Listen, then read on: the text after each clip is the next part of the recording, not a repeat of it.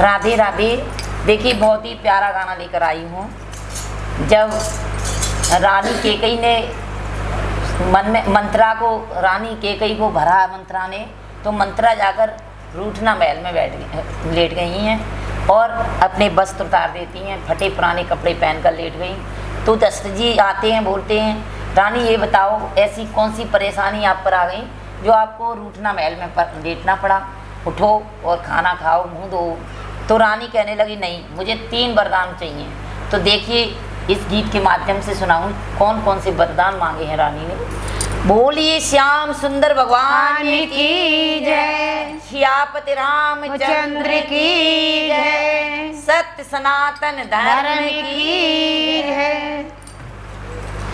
रानी मांगी रही वर